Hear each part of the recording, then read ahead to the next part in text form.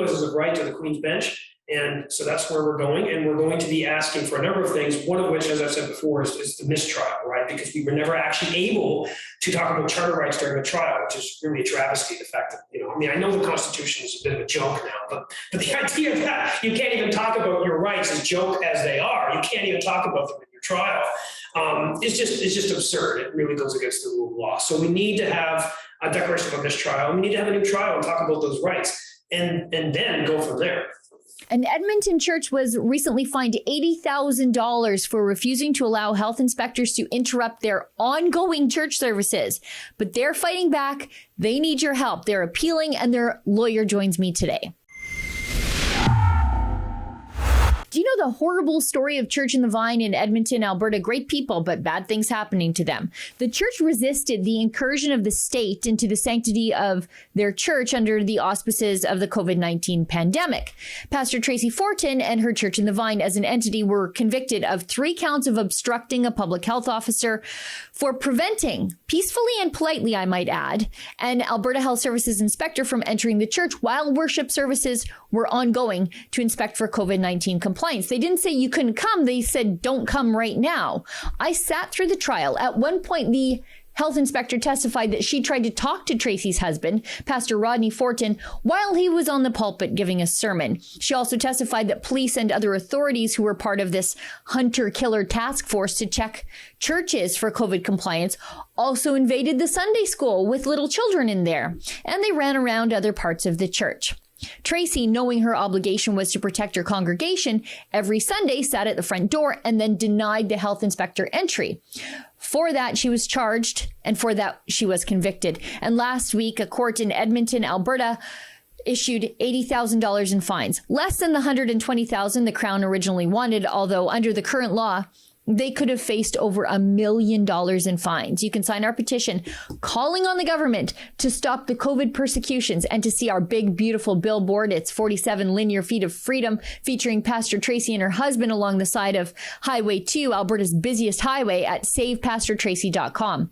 We're going to take that petition that all of you have signed and give it to the United Conservative leadership candidates vying to replace Premier Jason Kenney, who I think had to step down in part because of his treatment of churches and pastors during the pandemic. Now, from very nearly the beginning, Rebel News viewers have helped Pastor Tracy and Pastor Rodney and Church in the Vine through your generous crowd-funded donations to the Democracy Fund, a registered Canadian charity that helps to advance and educate civil liberties, sometimes through strategic litigation, like helping a church fight the government for religious freedom.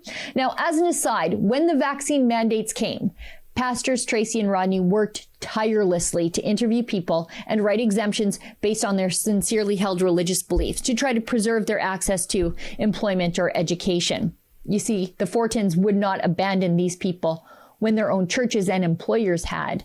So $80,000 in fines, 3 convictions, and the fines have to be paid before the end of August. So just under 2 months. This has to be appealed. It's going to be appealed by Church in the Vine's lawyer, James Kitchen. We can't let this bad ruling and this penalty range be used against the next church that stands up to the government. So let's hear from James Kitchen, who will give us a breakdown about what happened in court and then what's happening next. Take a listen. So we had sentencing on I think it was May 28th. I gave my submissions. The Crown gave her submissions. And then we had our decision here on, June 28th, I think. And so Judge Cray awarded $80,000 total in fines. I can break that down a little bit. Of course, this was a case against both Pastor Tracy Fortin personally and against Church in the Vine as an entity, right? So what it ended up being is $15,000 in fines against Tracy and $65,000 against the church. And so there was 3 counts of obstruction, okay, and they were against both pastor and the church. So for the 3 counts in total, it wasn't 5,000, 5,000, 5,000 for Tracy. It was numbers. I think it started at 2 and went up, and it totaled 15. Because that's how it works. Typically in law, you have a right to be charged and then penalized for each count, for each charge, okay? And then of course, typically it goes up from 1 to 2 to 3 to 4, etc. That's what happened there. So obviously a $15,000 fine for a person, especially a pastor, that is significant. That's really huge. The Crown had asked for, I think 30 in total, and I had suggested 3. So, definitely the judge went with a higher number, not quite as high as what the Crown wanted, but a lot closer to what the Crown wanted than me. And for the church, the Crown, I think, had asked for 90, and I had suggested 9. So in the end, 65 obviously is a lot closer to the 90 that the Crown wanted. And regardless of that, objectively, these are really, really large amounts. Okay. When we think of fine amounts like this, we think of evil corporations, spewing all kinds of noxious substances into the water supply or something, right? This is a regulatory offense, which is to say it's not criminal. It's just a type of legislation, whether it's public health or environmental legislation or whatever. It's a type of legislation that tries to regulate behavior amongst the general public that could be actually harmful to those around them. So, the obvious example is, all kinds of pollution by a corporation. And of course, then you're going to see pretty big numbers. You have to, otherwise it wouldn't make any sense. You're not going to find a corporation that dumped a bunch of noxious stuff into the water supply, $500, right? But typically, if you look at the actual case law on this, and this type of stuff, you're dealing with public health against individuals. There is no proof of actual harm. You're dealing with, $500, $1,000, $2,000. That's what you're dealing with. We don't have a lot of cases on obstruction, but one obstruction case that we did have that I put before the court, there were 2 counts of obstruction, and the woman in that case was charged with a $250 for the first count and $500 for the second count. Right. So, you look at that, and then you look at Tracy Fortin being charged $15,000, and obviously there's a huge discrepancy there. Well, and just to interrupt you there, but I remember you arguing that case in front of the judge, and that woman was particularly misbehaved in that act of obstruction. And Tracy has never been accused of being anything but polite and civil and kind, even to her persecutors when they tried to enter her church. Yes, and the judge, rightfully, I think she made a point of saying, look, there was no bad behavior on the part of Pastor Fortin. She behaved civilly, respectfully. It was a very clean, quick conversation. So, she specifically identified the fact that was not an aggravating factor. In fact, it was a mitigating factor.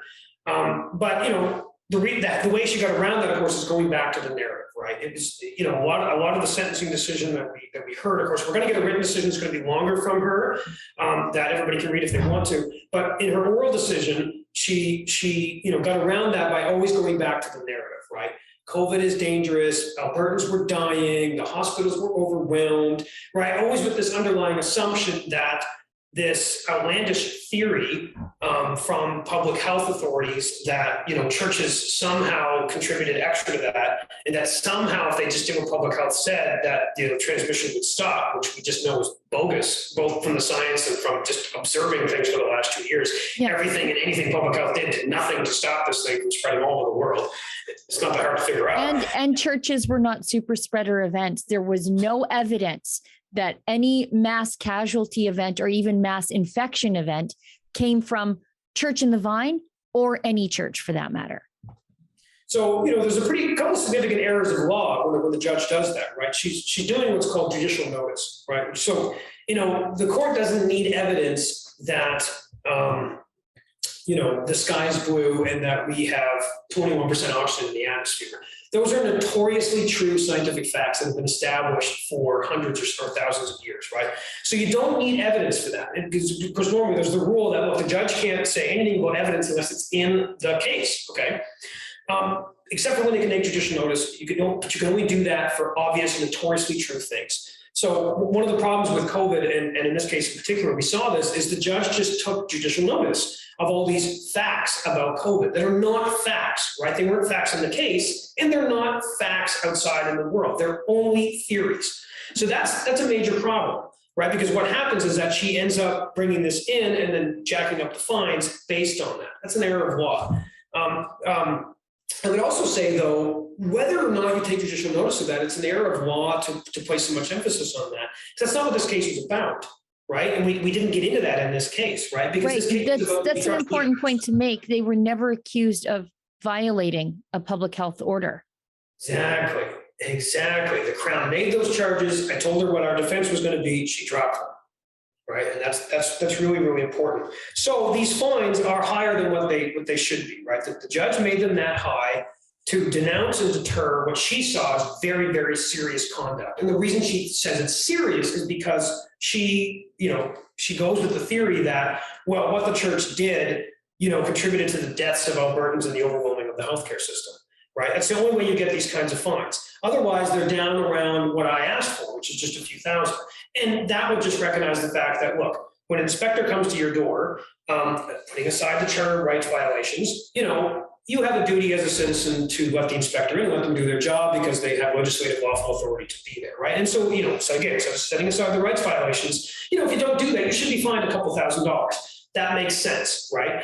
So we got these massive fines because the judge said, no, I'm not gonna penalize you for that. I'm going to penalize you for theoretically killing Albertans and overwhelming the healthcare system, and that's where we have the problem, right? So, and that's how you get the $65,000 for the church as well, right? The judge says, okay, well, the church is it's an entity, and so we can charge it more money. It should have to pay more. It has to be more painful. Otherwise, because it is an organization and it has more funds. If it's not painful, we'll just do it again and kind of count it as the cost of business, right? There's a number of problems with that, but one of which is the fact that, that's sort of treating the church like a corporation, which shouldn't have been done, right? And the judge alluded to that. When you're doing something like a church, $65,000 is a lot. It's not for a corporation. It is for a church. I don't care how big a church is. Right. Maybe if it's MacArthur's church and it's 7,000 people, but they are Joel Osteen. Right? Yeah, but yeah, this church is only a few hundred people. That's obviously a huge part of their budget, right? So I think it was inappropriate. And as you alluded to, the judge did reduce the fine. So initially, and this is how it works, she laid out the fines. It was I think 20,000, 10,000, 10, 20, 30, so 60 total, and then she added on a victim fine surcharge of an enormous amount of 18,000, which is fine. And again, who are the victims here? The government. I was going to say that. This is a victimless crime, right? Again, she's assuming there are victims. She's assuming that the church contributed to the death of Albertans, COVID, right? So she added on this massive 18,000 victim surcharge. Okay, on top of the initial 6, so we get initially 78,000, and then she comes back as she's supposed to in the law and say, okay, I should look at this in totality and say, do all these fines together equal too much? And she said yes, and she's like, this is a little too much. It has too much of a malicious tone to it. Too much. It's too harsh. So I'm going to reduce it from the 78 that I initially awarded down to 65, and that's how we arrived at that 65 number. So that 65 is meant to represent 50,000 in fines and then 15 in victim surcharges on top of the fines. The victim surcharges for the victim of the Alberta government, who, who's the victim here? Dina Hinshaw? Tell me, I have no idea who the victim here is, but luckily they have you still fighting for them, even though they've been convicted and they've been fined. You are proceeding with the next steps, and that involves an attempt to stay those outrageous fines, because they have until just the end of August to come up with $80,000. And as you rightly point out, this is not John MacArthur's church. This is not Joel Osteen size of church. This is a couple hundred people. And, the Fortins are not wealthy people. Everything they do for the church. So they have till the end of August to come up with that. But you're making steps to stay those fines and then appeal the conviction, because ultimately this will be used against the next church. This sort of sets sentencing guidelines for the next church, and we cannot have that. We've already seen bad judgments used against Church in the Vine. They cited, judgments out of Ontario, and in some of the other cases, the treatment of Pastor Art. Those are on the record now being used against the next church. It happened a lot faster than I thought. So that's one of the reasons I'm so happy to say that you're appealing this. Yes, and this is definitely, however you look at it, whether you look at it from just a legal perspective or more of a practical perspective, it's definitely a case worth appealing, because it's a precedent-setting case. It's a brand new case in this area of law. So yeah, the appeal is due in just under 30 days. I'm going to be working on that next week.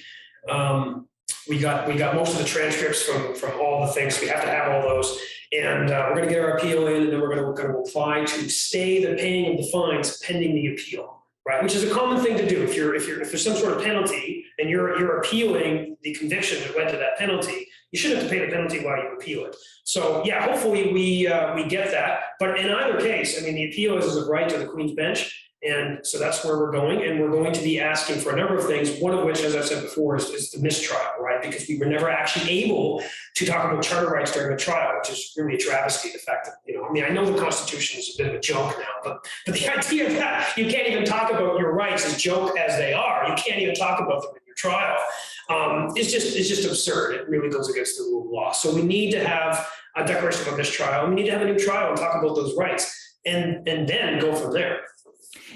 I'm glad you brought that up, and I very nearly forgot about that in the twists and turns of the Church in the Vine case. But at trial, even though this issue touches on a church, and so I think the judge should have automatically said, let's err on the side of caution. Let's hear about those charter issues. The judge said, nope. You know what? We're not even going to listen to those. We're just going to move right into the fact that this is a regulatory issue and not an issue that touches on religious freedom. Yeah, that was really telling. That's really symbolic and significant. That's where we're at now in Canada, that we can't even talk about our constitutional rights. It really, it flips it around, right? It really shows that the reality is the inverse in this country. Constitutional rights should be worth more. They should be worth the most. And that's what our law said in 1982. It's what it said in 1867. And instead, what we see now, the reality is the courts say, no, actually, these constitutional rights are subservient to whatever else we say is more important right now, whether it's climate change or public health or whatever. These constitutional rights are supposed to be supreme. They're actually subservient, such that if we don't want to talk about them, you don't get to. Tracy and Church in the Vine did not cause a COVID outbreak. They didn't cause undue strain on the healthcare system. In fact, they did the opposite. They helped people who were under strain of the COVID lockdowns. They were frontline workers, too, caring for the spiritual, psychological, and emotional welfare of hundreds of people in their time of need. Now, James Kitchen, their lawyer, he's working very hard to have those fines set aside while he works on an appeal. But there's no guarantee that he will have his appeal heard. So I'm going to include a link to Pastor Tracy and Pastor Rodney's Give, Send, Go fundraiser. They only have a few short months to raise the $80,000 to cover the fines. And if the fines aren't stayed, they could face civil enforcement, seizure of their property. I guess the Alberta government needs their church and their house and their car more than they do. We must help them. We can't let this bad ruling stand to be used against the next church during the next government crisis. We can't let this fine amount exist as a sentencing guideline for another church. It's outrageous. Can you help us? If you can, please go to savepastortracy.com. There you can make a tax-deductible donation to offset the cost of their legal appeal. Also, you can sign our petition calling on the government to call off their dogs. Jason Kenney's on his way out the door, and he should take his COVID persecutions with him. For Rebel News, I'm Sheila Gunn-Reid. If you'd like to help us help Pastor Tracy and Church in the Vine, there are a couple different ways. You can go to savepastortracy.com. On that website, you can sign our petition calling on the Alberta government to stop these COVID persecutions. The pandemic is over. The persecutions must be too. And on that same website, you can make a tax-deductible donation to offset the cost of their legal appeal. Again, that website is savepastortracy.com.